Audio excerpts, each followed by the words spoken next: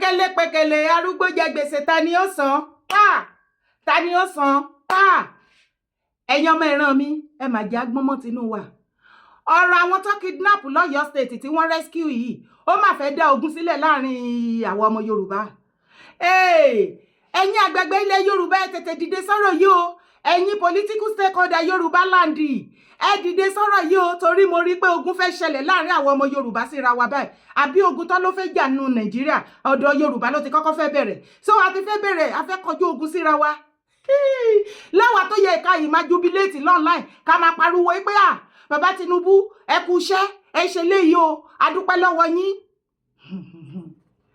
ṣebí gbogbo wa láti rí nǹkan tí Mákindé sọ òkè èmi wá fi àǹfààní yìí mo fi ń sọ fún ẹ sì wípé ọ̀rọ̀ tí Mákindé sọ báyìí ó ti dogo ó ti dọdẹ nínú house o wọ́n ti jókòó lé lórí báyìí òun ni wọ́n dìbẹ́tì lọ́wọ́lọ́wọ́ báyìí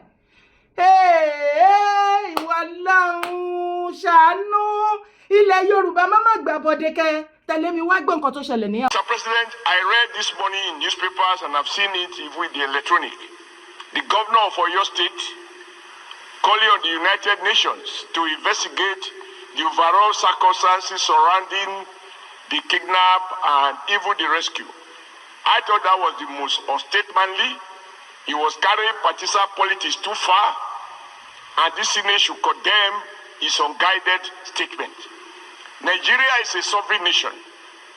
When we wake up and call on foreign authorities to investigate, this is one case in which our armed forces have shown that without paying ransom, even if it meant that these children and some of the elders had to be in captivity for almost 2 months, that the armed forces were working quietly to have these rescue operations, which, as well captured in this motion, led to some loss of life.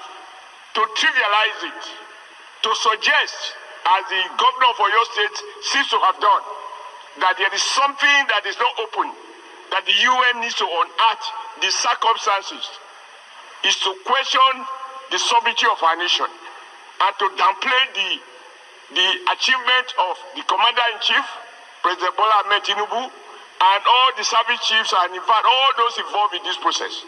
I think that there's a moment in the history of a nation when across party divide we should stand in unison to commend what has happened, the way in which people were released, and to encourage the armed forces to build on it, that they should extend and get more gadgets. It's not possible for them to share with us some of the things they did, like I heard they were able to identify the guys, arrest some of their relatives, etc., etc.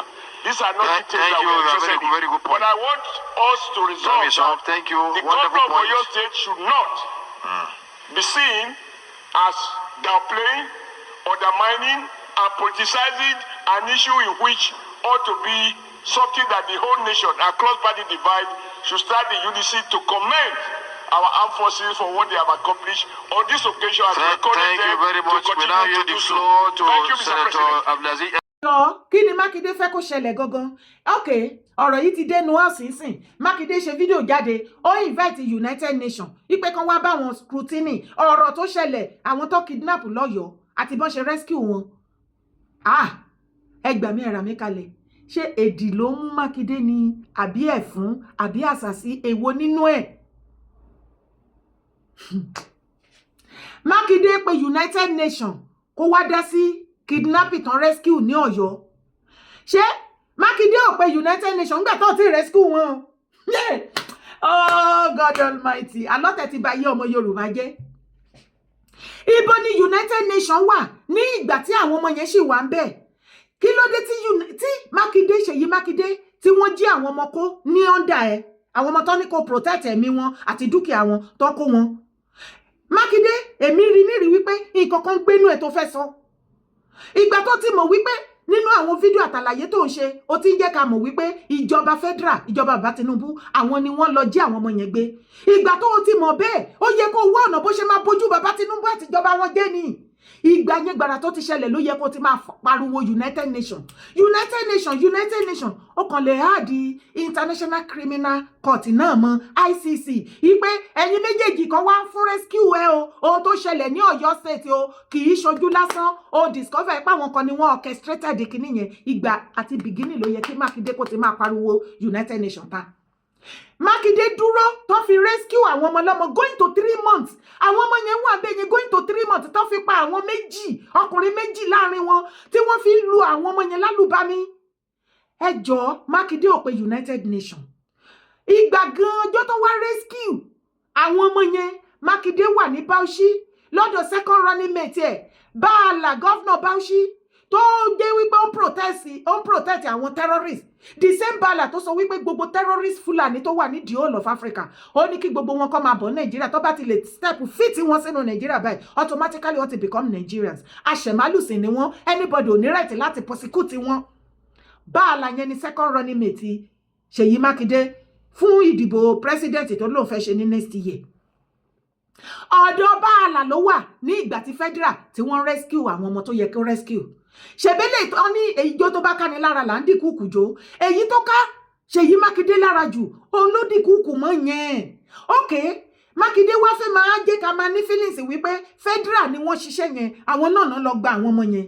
Mo wá rí pé ẹ̀yin ọmọ Yorùbá kan lọ́pọlọ o ọ̀tẹ̀ ti bá yé yín jẹ́ o Ọlọ́run bá ń gbọ́ èmi ń ṣe àlàyé fún yín wípé ẹ má tó torí ọ̀rọ̀ bàbá Tinubu trade tẹni sí bàbá Tinubu ká ẹ kánnájó ilẹ̀ Yorùbá ká dá wàhálà lẹ sílẹ̀ Yorùbá ẹ rò wípé Tinubu lẹ fẹ́ fìyà jẹ ẹ rò wípé Tinubu lẹ fẹ́ pa èékánná ọ̀tẹ̀ mọ́ ẹ padà fi ṣera yín ilẹ̀ Yorùbá ló máa jìyẹ Tinubu ò ní ìyà kankan àti ìyàwó àtàwọn ọmọ ẹ tó máa ní ìyà ẹyọkan báyìí tó máa bá wa jẹ ajẹ ṣé ìyà ẹ kọ̀ntínú pẹ̀lú ọ̀tẹ̀ orí burúkú tẹ wálé ayé wá ṣe ọ̀tẹ̀ ṣe tó fẹ́ tẹ ẹ̀yàn ìran ọmọ Yorùbá rí lórí ọ̀rọ̀ tó wà lẹ̀ láàrin ìsìn títí wọ next year presidential election ẹ máa rò wípé Tinubu lẹ fẹ́ bojú ẹ̀jẹ̀ fún presidential election tó ń bọ̀ ẹ rò pé òun lẹ fẹ́ wicked àbí ẹ padà fi wicked ilẹ̀ Yorùbá ojú yín máa bọ́. Mákindé ò pé United Nations ní ìgbà tó lọ gba owó 30 billion tó fi ẹ̀mí àwọn tó kú ní ìgbà tí àwọn ará Mali tó wá wakùsà láàrin ìgboro ní Ọ̀yọ́ state ní ìlú Ìbàdàn tí Mákindé tọ́jọ́ mọ̀ sí ṣé Mákindé fẹ́ sọ wípé òun mọ àwọn Mali tó wá wakùsà tán ju oríṣiríṣi láti fọ́ ọ̀kìnní yẹn ṣebí Mákindé promise ẹ̀yin Ọ̀yọ́ ó ní òun promise yín pé òun máa fish out ẹni yẹn dèní eléni ṣó fish wọn out ṣebí àtẹ̀yìnwá àtẹ̀yìnbọ̀ ẹ̀ nígbà tí ìjà ṣẹlẹ̀ tí Fáyọ̀ṣe tú àṣírí ǹjẹ́ Mákindé ever sọ rí wípé òun padà fi ẹ̀mí ẹ̀yin aráàlú àti dúkìá yín tó bàjẹ́ òun padà lọ fi gba òbítíbitì billions of naira ní federal Mákindé ò pé United Nations gbà náà ìgbà tí Mákindé nínú àlàyé ẹ̀ sì tó wá ń jẹ́ ká máa rí wípé federal ni wọ́n ṣiṣẹ́ yẹn tí wọ́n jí àwọn ọmọ yẹn kó àwọn náà lọ gbà wọ́n tó bá jẹ́ èmi ni ìwọ Ṣèyí Mákindé ìgbà tó ti ní idea pé federal ni gbogbo nǹkan tí máa fi bójú wọn jẹ́ táṣìírí wọn máa fi tú tí gbogbo àgbáyé máa mọ̀ pé àwọn náà ṣiṣẹ́ yẹn òun ni mo máa wá àbí kí lẹ ní mo sọ ṣebí gọ́fúnà ni ẹ́ ṣe báwọn security oríṣiríṣi wà ṣe bó at the beginning olóò ti fàyè gba àwọn local hunter àwọn private security ṣàdédé lo yíbírí tó kọ lẹ́tà sí ẹ wípé òkè àwọn ní interest o torí ìrù ẹkùn wọ́n kọ lẹ́tà OPC wọ́n kọ lẹ́tà àìmọye security private security organization lẹ̀ Yorùbá náà kọ lẹ́tà tí mo wà wí ẹ̀ ó dá kankan wọn lóhùn náà tí Mákindé bá mọ̀ wípé yes federal ló ṣe kí ló dé tí ò ṣe kó gbogbo wọn kí àṣírí federal kó lè tú ìjọ gan tó wá fẹ́ gbà wọn ọmọ sílẹ̀ ó wà ní Bauchi Mákindé wá bọ́ síta nísìn ó wá ń kó ẹrú òun kó ẹrù ẹ̀rí mátràsì gàgàrà ó kó oríṣiríṣi màálùú bag of rice ẹ̀wà gàrí oríṣiríṣi nǹkan ló kó lọ ó lọ kó fún wọn ní Oríire local government níbi tí wọ́n gbé army base sí láti fi lè jẹ́ kí wọ́n wà comfortable kí wọ́n lè protect àwọn èèyàn kan lè ṣiṣẹ́ wọn bí iṣẹ́ ṣùgbọ́n kí ló dé nígbà tó mọ̀ wípé federal ló ṣiṣẹ́ yẹn tó dẹ̀ mọ̀ wípé ìwọ àti federal ẹ̀ sí in good time kí ló dé tó ṣe wá gbogbo ọ̀nà láti tú àṣírí federal kí ló dé tó rawọ́ ẹ̀bẹ̀ sí United Nations gbà yẹn pé federal fẹ́ bayé ẹ jẹ́ wọ́n fẹ́ bàjọba ẹ jẹ́ kí ló dé tó dúró ọ̀pọ̀lọpọ̀ tó dẹ̀ wá sọ wípé federal wọ́n lọ ṣiṣẹ́ yẹn state ò mọ̀ sí ṣé o wà wípé wọ́n sọ láti federal house wípé ẹjọ́ nítorí Ọlọ́run Mákindé ò pè wọ́n láti sọ fún wọn wípé ọ̀fọ̀ báyìí ṣẹ̀ ní tẹ́rítírì òun. Tó bá jẹ́ ìwọ náà kí ló máa ṣe? Ohun tí ariwo tá àpá online òun ni wọ́n rí. Mákindé tó yẹ kó lọ bá wọn kó ṣàlàyé fún wọn kò ṣe títí tó fi rescue àwọn ọmọ yẹn. Ìgbà tó jẹ́ pé online làwọn èèyàn ní federal ti gbọ́ information yẹn, àwọn náà gbé àwọn èèyàn wọn dìde, wọ́n ní kó máa lọ sóríire. Gọ́fúnà ò pè wọ́n, àwọn náà ò dẹ̀ yà sọ́dọ̀ gọ́fúnà. Ṣé kò yẹ kí gọ́fúnà kó ṣiṣẹ́ papọ̀ pẹ̀lú federal ni? Ṣebí gọ́fúnà tó ń gbowó gbogbo monthly allocation fee gbogbo everything revenue ṣé kò ń ṣe federal ló ti ń wá sápò state ni? Ọlọ́run ṣàánú mi. Ìgbà tí state ò ti pe federal sí, federal náà dẹ̀ ń fọwọ́ ara wọn, wọ́n ṣe wọ́n bá tán lè ṣe. Ìgbà tí wọ́n fẹ́ lọ rescue àwọn tí wọ́n rescue níjẹta, federal state ò invite wọn, àwọn kan ṣe ti wọn ni, wọ́n dẹ̀ lọ rescue. How do you expect them láti lọ máa pe state tí ò invite wọn? Wọ́n wá gbà wọ́n tán lọ́jọ́ tán gbà wọ́n. Mákindé ó lọ ń jó ijó nǹkan tó ka lára, ó lọ ń ṣe rally campaign bó ṣe máa become president pẹ̀lú àwọn nọ́dánà terrorist. Bó tilẹ̀ jẹ́ wípé gbogbo second running mate náà terrorist ni. Ṣètìmá náà báyìí sì ṣe bá rí níbi tóun àti àwọn bandits tó ti jọ ń jẹ tó ti jọ ń mu. Everybody in the northern part of Nigeria, every one of them, the former, the present, Atolobuku, Tombo Infusion, all of them, gbogbo wọn ni terrorist leader. Tán ní group terrorism wọn. Mákindé, ó fẹ́ kógun jalè Yorùbá àbí? Ẹ̀yin ọmọ Yorùbá ẹ má mà jẹ́ ká ṣọ̀tẹ̀ ju bó ṣe yẹ lọ. Omi á mà tẹ̀yìn wọ gbin yín lẹ́nu. Tinubu ò mà nídìí yín fún anything. Mo máa ń tẹnu mọ́ kíní yìí, àwa máa lá nídìí Tinubu. Ẹ mà jẹ́ àtúkàbá. Ẹ jẹ́ á lo ọpọlọ ká calculate ká má miscalculate. Ṣé fẹ́ máa ronú bíi ti àwọn nọ́dẹ́nà ni àbí àwọn ọmọ Ìgbò? Ẹ ti mọ nǹkan tí àwọn ọmọ obedient mọ̀ náà. Ta ló fẹ́ bá mi ṣàlàyé fáwọn ọmọ Yorùbá? Ibẹ̀ ni kọ́kọ́ là ń lọ, ẹ tẹ̀lé mi wá wo fídíò. Nígbà tí a ṣe ìfọ̀rọ̀wérọ̀ gbẹ̀yìn, ẹni pé ìpàdé ó wáyé láàrin ẹ̀yin ọmọ ẹgbẹ́ OPC pẹ̀lú ààrẹ ọ̀nà kakanfò ilẹ̀ Yorùbá lógún ọ̀fẹ́ Ìbà Gani Adams. Bó o ní kí làbọ̀ pàdé yín? Nbo ni nǹkan dé dúró? Bó o lọ ń ṣe rí? Àwọn tó jẹ́ OPC ti tèmi níwẹ̀rà àná. Kí ló dé? Àwa la jẹ́ kí ààrẹ mọ̀ pé ó yẹ ká ṣèpàdé, àwọn kan náà ronú ẹ̀. Tábà wá ṣerú mítì yẹn, tábà ti ṣe ní pálásì ọba kankan lẹ̀ Yorùbá, á ṣe níbi tó yẹ pé ààrẹ ò lágbára lórí ẹ̀, àwa náà ò lágbára lórí ẹ̀. Ẹ̀yin tẹ́ ẹ ti ṣe tí ọ̀dà sí wa, á tún wá síbi tẹ́ ẹ fi ṣe ààfin ibo fún tani àti tani. Àwọn tó bá wọn rò bẹ́ẹ̀ wọn ò rò dáadáa. Kí ló ṣẹlẹ̀? Kọ̀sọ́ndá. Ṣé pàdé tó wáyé yẹn ibi tí wọ́n ti ṣe kọ́lẹ̀ fẹ́ ni? Wọ́n ti ṣe mítìn ibi táwọn ní agbára lé lórí ní ọ́fíìsì wọn léèyàn mẹ́ta láti igun kọ̀ọ̀kan, a sì ní igun 4. Igun kan làwọn àwọn agun 3 níwẹ̀rà reform àti Fáṣẹ̀hùn. Ẹ bá wá lọ sórí ibi tí àwọn ti lágbára tọ́wọ́ bá bọ̀ tó ń bá kógun tiwa ń kọ́ sáàmọ̀ sáré lọ ni àmọ̀ sá fún wọn ni. Mo rò pé táwọn èèyàn rò tí ò dé wọn lọ ni mi rò pé àwọn kan lọ. Tó bá jẹ́ pé ìpàdé ò bá wáyé, kí lẹ̀yin rò pé ó lè jẹ́ ó wáyé? Ńbo lẹ̀yin rò pé ó yẹ kó ti wáyé? Ibo gan-an lọ́kàn gbogbo yín ò ti jọ balẹ̀? Ibi ọkàn wa ti lè balẹ̀ ọ̀nà méjì ni. Ní 3 tí wọn ò bá ti lè gbà kí ọba of Lagos kó organize ibi tá a fẹ́ lò tó dẹ̀ pa àwọn ọba Èkó kọ̀ọ̀kan sí ká yanjú ẹ̀. Tí wọn bá ti lè ṣe yẹn, kọ́ pé Ọọ̀ni tàbí Aláàfin tí ọba tí wàá jẹ́ kankan láàrin àwọn ọba yẹn, kán jẹ́ káwọn ọba yẹn mọ̀ pé a fẹ́ jókòó àlàáfíà. Kọ́ wá já wá ọ̀lù tí èyí ṣàgbègbè tiwọn, tí èyí ṣàgbègbè tèmi, tó bá jẹ́ neutral place. Èyí tẹ́ ń bọ̀ ẹ gbọ́dọ̀ ju 20 lọ, èèyàn 3 ní ọ̀wọ́lé. Èyí tẹ́yìn náà ń bọ̀ ẹ gbọ́dọ̀ ju 20 lọ. Káwọn wá máa bọ̀ kán dagbádá sọ́rùn, kán wá máa bọ̀ pẹ̀lú convoy èèyàn bí 100. Táwọn ní ò ní di wàhálà tó bá di wàhálà nǹkan. Àbí ṣe bí ìpàdé la lọ ṣe nífẹ̀ẹ́, àbọ̀ ń gbàgbé ìtàn ni. sípàdé kan lọ ṣe ń fẹ̀ ní tó di wàhálà àbẹ́ àmọye ìpàdé tá a fẹ́ bá ṣe ó ṣe lẹ́kọ̀ọ́ tó dogun kò sẹ́ni kankan tó trust ẹnì kankan nù gbogbo wa mọ́ kọ́ fa ní neutral place kò sá ti fẹ́ ìpàdé yẹn báyìí tó bá pé lóòótọ́ náà fẹ́ a lè ṣe ìpàdé kankan lè a lè ṣe lọ́fíìsì. ṣùgbọ́n wọ́n ti fààyè gbà pé kí ìpàdé ó wáyé. ìbá ti fààyè gbà inú mi kọ́kọ́ dùn sí yẹn bọ̀ wọn ò tẹ̀lé procedure tó yẹ kán ṣe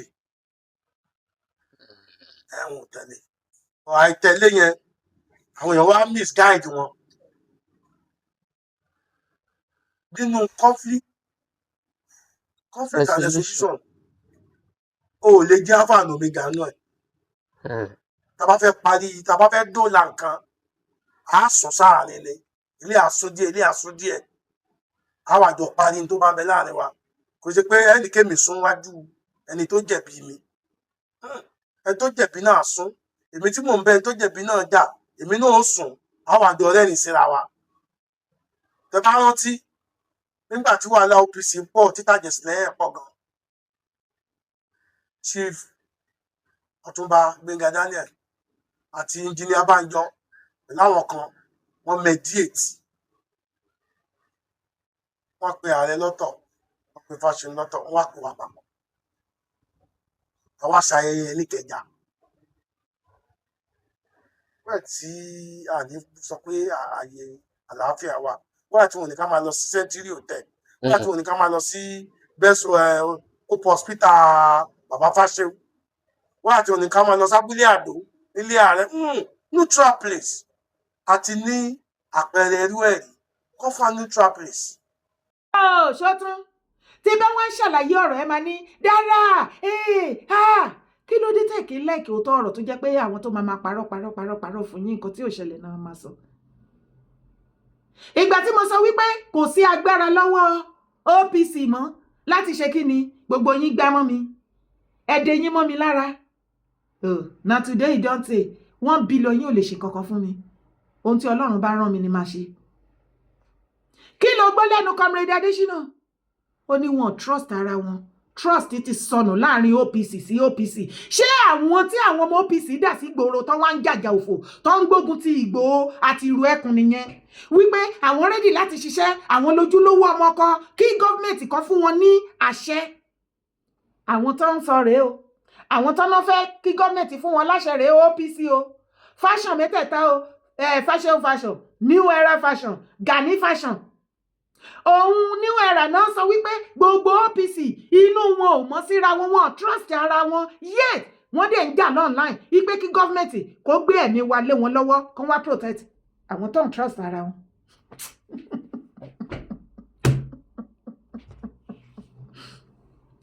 ìgbà tí mo wá ṣàlàyé wípé kò sí agbára lọ́wọ́ OPC rárá mọ́ lẹ́yìn ariwo tọkàn pa yẹn wọ́n kàn mọ̀ọ́mọ̀ pariwo yẹn láti make ara wọn relevant láti máa wò ó pé bí yà kankan máa jáde ń bẹ̀.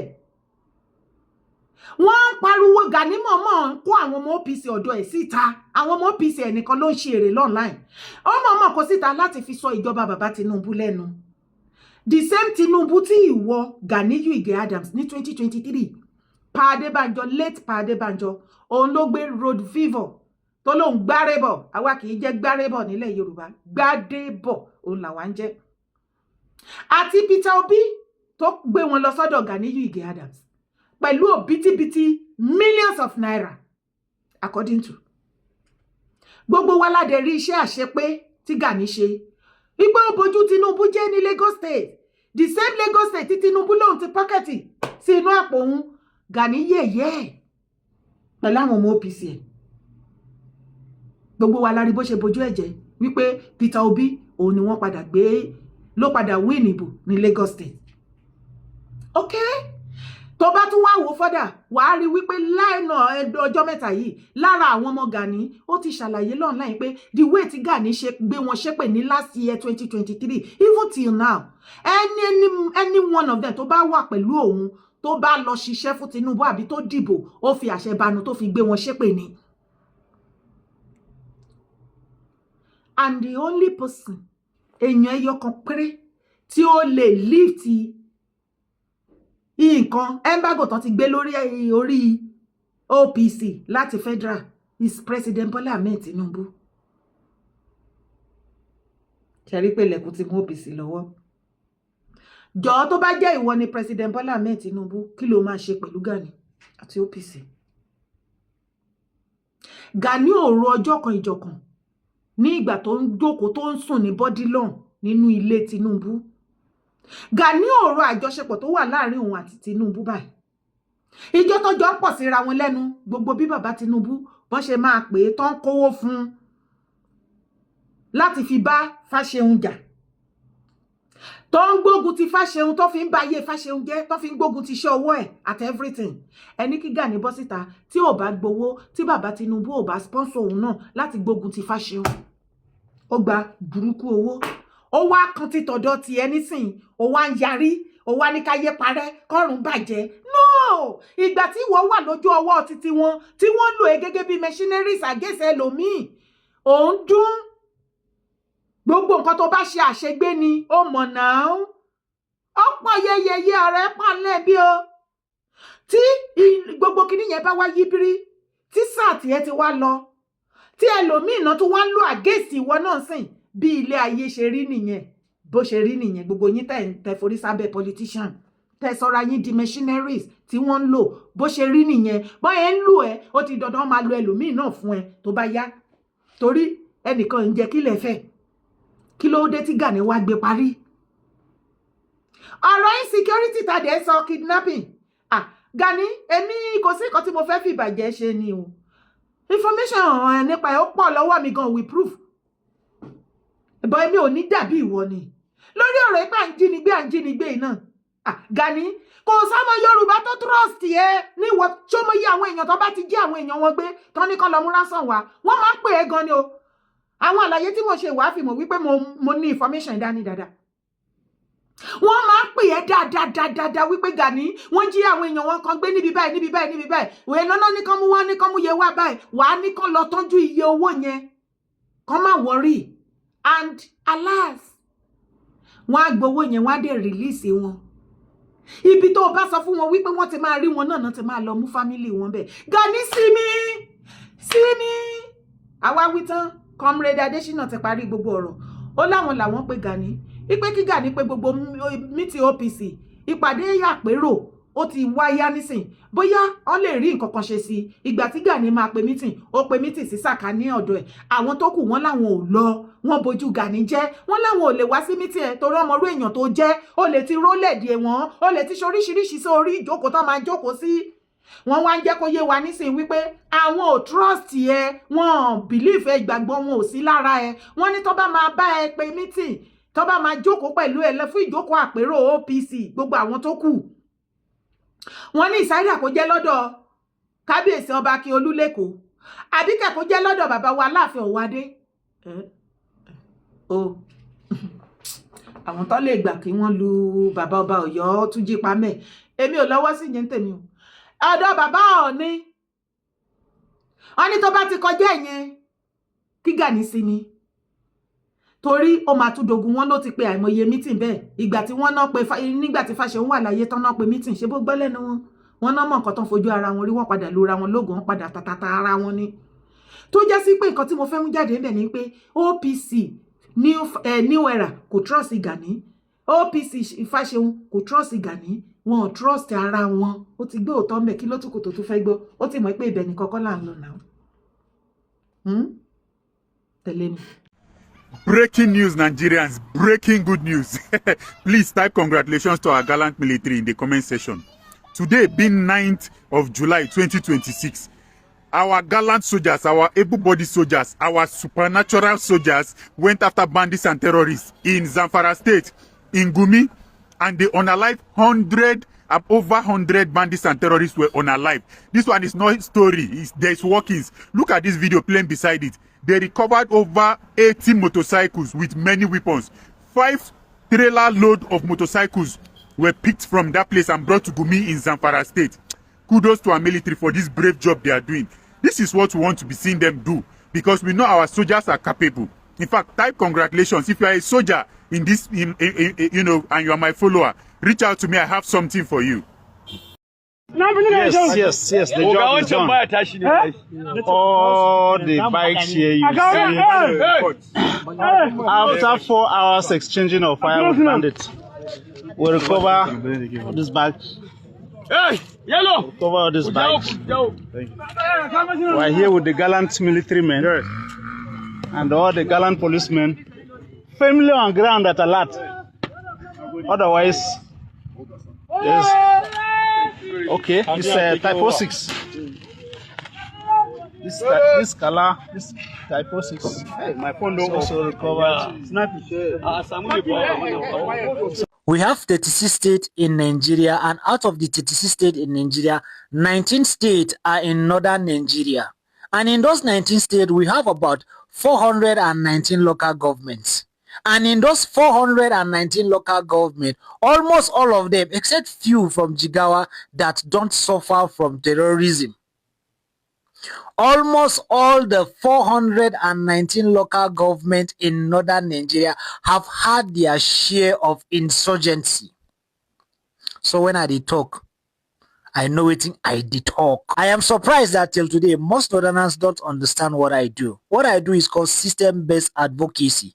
We are trying to see how we can correct some of the ill happenings in most of these institutions that has made us what we are today. It's crazy that in almost all 419 local governments, we are faced with terrorism, banditry, kidnapping, hunger, illiteracy, poverty, and so forth and so on. Why not? Soldiers kill ISWAP cameraman. Uncover foreign terrorist trainer. Doctors in Borno forest. Troops of Operation Hadika have neutralized an Islamic State West African province.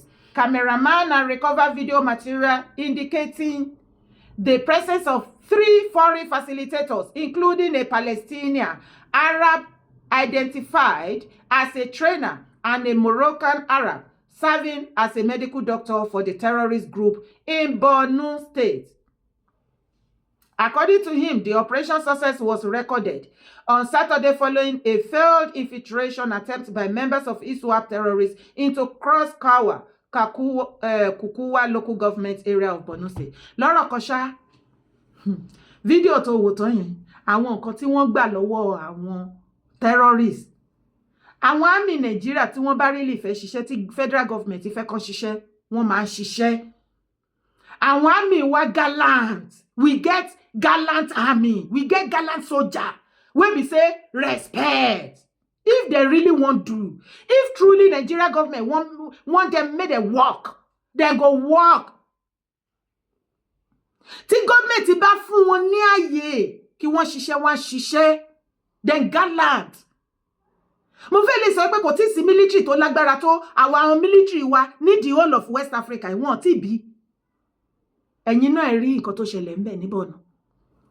Àwọn foreigner mẹ́ta ni wọ́n mú tó ń ṣiṣẹ́ papọ̀ pẹ̀lú àwọn terrorists ní northern part of Nigeria. Ká lè mọ̀ wípé northern leaders and others wọ́n ti ya wèrè. The same Sheikh Gumi Mufti Iwo tó pariwo free Palestine, free Palestine. Ọmọ Arab Palestine wà lára àwọn tí ó wá train àwọn jihadists ní northern part of Nigeria tó ń train terrorists. Àwọn yẹn ni Gumi Mufti Iwo tó kó àwọn ọmọjọ tó ń ṣe free Palestine. Tó bá wá sọ wípé wọ́n ránṣẹ́ pé wọ́n láti náà ti pé kí wọ́n wá kọ́ wọn ní jihadists. Ṣé irọ́ ni? Ṣé irọ́ ni? Ṣé òǹdè ṣé òun mọ́ra wọn? Gumi Iwo, Mufti Iwo, ó ń ṣiṣẹ́ papọ̀ pẹ̀lú terrorists tó wà ní northern part of Nigeria. Ṣé bọ́n ló ti rí tán ti mú lára àwọn Palestine. Àwọn Moroccan náà ó wà ńbẹ̀ tó jẹ́ doctor. Ṣé ti ráyé wọn? Ṣé ti rí nǹkan tó ń sìn ńbẹ̀? Tó bá wá rí Gumi tó bá síta tó ń sunkún. Ṣé bó gbọ́ nínú fídíò yẹn? Gumi village gangan ní Borno. Yo, ṣé Borno ni àbí ní Zamfara? Gumi village. Òun ni wọ́n ti ṣe kíni? Òun ni wọ́n ti neutralize wọn bẹ́ẹ̀ yẹn. Tí wọ́n gba òbítíbitì machine àti oríṣiríṣi nǹkan tó gbà lọ́wọ́ wọn. Gumi village. The same Gumi ló máa bọ́ síta. You have to live with them. You must not buy them. They are for Nigeria. They are Nigeria. They are going nowhere. Nigeria government must not name them terrorists. Look at them. Ẹ dẹ̀ expect pé one Nigeria yìí ó máa survive àbáyé. ẹ rò pé ó máa sọ bẹ́ẹ̀ because ọ̀rọ̀ terrorism ó ti rinlẹ̀ Nàìjíríà. Àbákú laṣọ ewúrẹ́ di only thing tó lè stop ẹ̀ ní pé kí Nàìjíríà pín kọ́níkálùkù wà láàyè tí oníkálùkù bá wà láàyè terrorist tó fẹ́ wá láti north wá sí ilẹ̀ Yorùbá nǹkan tó tí ìjọba ilẹ̀ Yorùbá máa sọ wípé ó ṣe tí wọ́n tán lè pa gbogbo wọn dànù à ń wá ṣàlàyé fún wa ńgbà yẹn kò jù bẹ́ẹ̀ lọ ṣùgbọ́n tá bá ìjọ wà nínú wọn Nàìjíríà kò sọ́jọ́ tí terrorism tó máa dohun ìgbàgbé o it has come to stay mo kàn ní kí n sọ fún ìwọ tó bá tíjọ́ gọ́ọ̀mẹ̀ntì bá ń sọ fún ẹ pé don't worry we are going to eradicate them we are going to stop it irọ́ ni o ẹbu ni o mo sọ yìí mo dúró náà o orúkọ tèmi ò yí padà Èyédára Kòwé kò ó ní mò ń jẹ́ akéde Oòduà 1 má gbàgbé láti bá mi share video má gbàgbé láti bá mi like má sì gbàgbé láti drop comment God bless you as you do so. God bless me myself. Ilẹ̀ Yorùbá ò ní gbàjẹ́ o, ó bàjẹ́ tí.